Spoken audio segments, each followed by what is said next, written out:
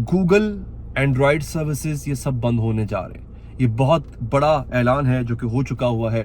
ऐसा लग रहा है कि इस जंग में इसराइल का साथ देने वाले ये अवामिल थे। हमारी मजबूरी है, हम क्या करें, हमारे पास कोई और ऐसा प्लेटफॉर्म है नहीं। मैंने अगर आप तक बात पहुंचानी है तो यूट्यूब के ज़रिए पहुंचानी है, गूगल के ज़रिए पहुंचानी है, एंड्रॉयड फ़ोन जो है वो हम इस्तेमाल करते हैं, इसका कोई मुतबादिल हमारे पास है नहीं। लेकिन रूस एक बहुत बड़ा काम करने जा रहा है। रूस इन सब चीज़ों को बैन करने जा रहा है, इंक्लूडिंग गूगल। वो ऐसा क्यों करने जा रहा है, मेरे पास एक तो ये बड़ी खबर है। दूसरी बड़ी खबर, मैंने आपसे क्या कहा था, मैंने आपसे कहा था कि जंग होगी, देयर इज नो पॉइंट कि जंग ना हो। और रूस का, कल मैंने आपको खबर दी थी, रूस का एक जहाज जो कि बाकायदा तौर पे जंगी साजो सामान ले जाने के लिए इस्तेमाल होता है, वो जहाज कल ईरान उतरा। अच्छा, अब खदशा इस बात का था कि अगर तो इसराइल के साथ जंग करना चाहता है ईरान और रूस उसके पीछे है, तो एक जहाज से क्या होगा।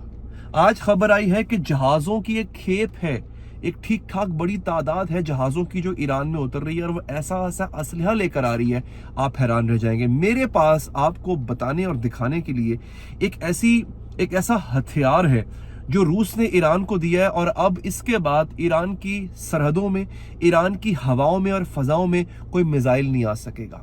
एक तो ये होगी दूसरी खबर। अब सुन लें आप तीसरी खबर दोस्तों, जो इस सबसे ज्यादा खतरनाक है।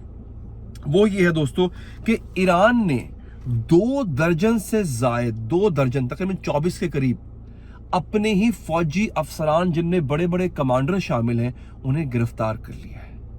ये बहुत बड़ी खबर है। मैंने कल आपको बताया था कि इस्माइल हानिया किस तरह शहीद हुए, हमास के सरबराह, उनकी शहादत की असल वजह पता चली है।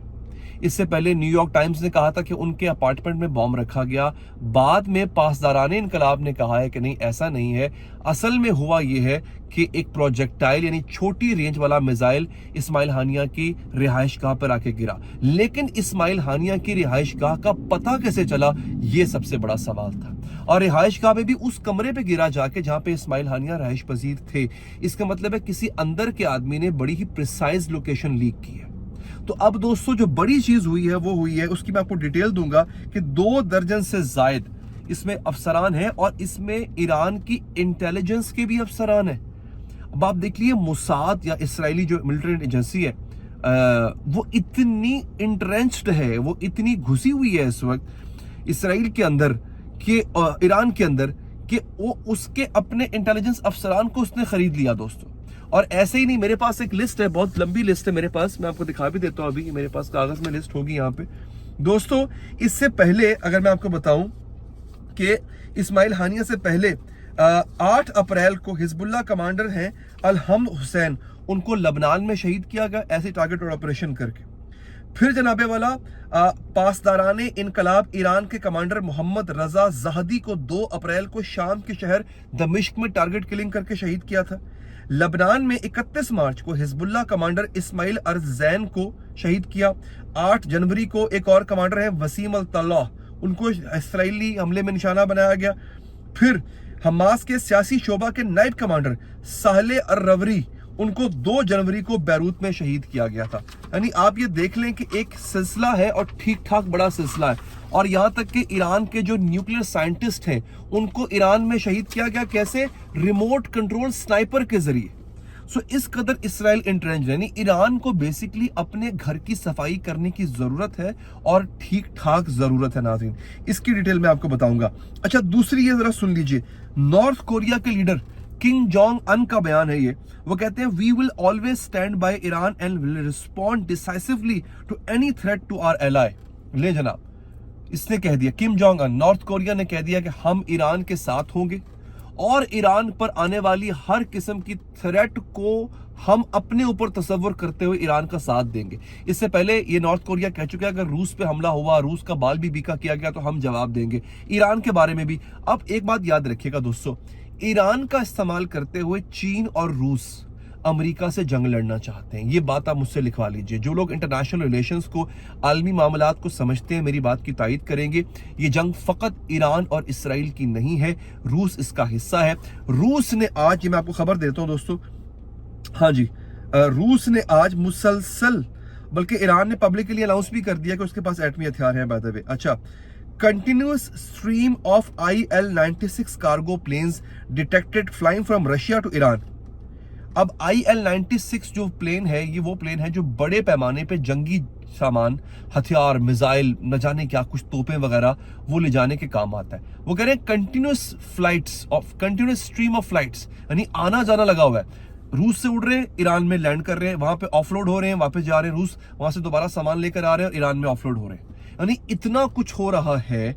और क्या हो रहा है, वो कह रहे हैं जनाब कि is Russia arming Iran for a potential war with Israel. अब ये ब्रिक्स का ऑफिशियल जो ट्विटर हैंडल है वो खबर दे रहा है कि क्या रूस ईरान को लैस कर रहा है हथियारों से कि वो इसराइल से जंग करे. और अगर ईरान, देखिए याद रखिए, कोई माने या ना माने, ईरान के प्रेसिडेंट इब्राहिम रईसी को इसराइल ने मारा था. ईरान के अंदर ईरान के मेहमान हमास के सरबराह जो है उसको इसराइल ने ही मारा था. आगे समझ. इस पैदर पे इतने बड़े हमले होने के बाद अगर ईरान अगर चुप बैठ जाता है, बदला नहीं लेता, पूरी दुनिया में जग हंसाई होगी. फिर ईरान का जो भी रोब दबदबा बना है अभी कुछ हालिया दिनों में, वो खत्म हो जाएगा. ईरान अपनी ताकत, अपनी हेजेमनी इस खित्ते के अंदर लूज कर देगा अगर उसने बदला ना लिया. और रूस और चाइना चाहते हैं कि ईरान नाज़रीन बदला ले. अच्छा, अब जरा सुनिएगा. इस्माइल हानिया, आरटी उर्दू ये अखबार है, ये रिपोर्ट कर रहा है कि इस्माइल हानिया की शहादत के बाद ईरान ने 2 दर्जन से जायद आला अफसरान और फौजी एहलकारों को गिरफ्तार किया है. कहा जा रहा है कि अंदरूनी मदद के बगैर इनको शहीद करना मुमकिन नहीं था. और इसमें कोई शक नहीं है नाजरीन, अंदरूनी मदद के बगैर ये मुमकिन ही नहीं था दोस्तों, ये पॉसिबल ही नहीं था दोस्तों. अच्छा, अब मैं आपको कुछ चीज़ें और बता दूं नाजरीन. रशिया ने इंडिया को न्यूक्लियर सप्लाई जो है वो बंद कर दिया. न्यूक्लियर फ्यूल जो होता है ना, वो एटमी फ्यूल जिसे कहते हैं, वो बंद कर दिया. जिससे रिएक्टर्स चलते हैं, वो बिजली घर चलते हैं, वो बंद कर दिया. इसकी अभी तक वजह सामने नहीं आई है, लेकिन ये एक बहुत बड़ी खबर है जो कि फिलहाल इंडिया के लिए और भारत से जो हमारे नाज़रीन हमें देख रहे होते हैं उनके लिए खबर है. दूसरा दोस्तों, यमनी armed forces shot down a 32 million American MQ-9 reaper drone over Saada. देखिए, यमनियों के पास इतना असला, जदीद असला है कि वो ड्रोन जो नजर ही नहीं आता, 40,000 फीट की बुलंदी पे उड़ता, नजर ही नहीं आता, कहीं से भी हमला कर देता है. रैप्टर क्या नाम था उसका, अल्लाह भला करे, MQ-9 रीपर, यमनियों ने वो गिरा दिया. जो नजर ही नहीं आती चीज वो गिरा दी है. तो उन्होंने बताया कि हमारे पास इतनी ताकत आ चुकी है. इस खित्ते के अंदर नाजरीन ताकत का तवाजुन अब बदल चुका है. इसराइल से अब वो अरब के पास आ गया, ईरान के पास आ गया. ईरान के पास जो कमी थी वो अब रूस से फिल कर दिया. दोस्तों, रूस ने एक जैमिंग हथियार दिया है. इसकी तस्वीर शायद मैं ना दिखा पाऊँ आपको.